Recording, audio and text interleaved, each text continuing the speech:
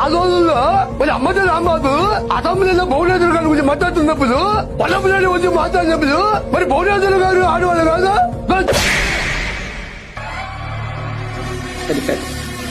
ఈ పొద్దు మీరు ఆమెను ఏమైనా చేయొచ్చు, కానీ రేపు నాది. ఎవడో ఆడెవడో కిరాక్ ఆర్పి అంట.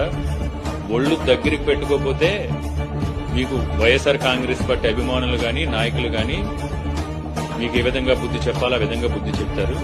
ఇలాంటి నీచ రాజకీయాలకి, దిగజారుడు రాజకీయాలకి, దద్దమ్మలకి, అసమర్థులకి మేము ఒకటే వార్నింగ్ చేస్తున్నాం. ఒళ్ళు దగ్గర పెట్టుకుని మాట్లాడాలి. అందరికీ నమస్కారం. నేను మీ కిరాక్ ఆర్పిని. నిన్న నేను బొత్స సత్యనారాయణ గారి మీద చేసినటువంటి వీడియో ఆయన అభిమానుల్ని బాధ పెట్టిందని తెలిసింది.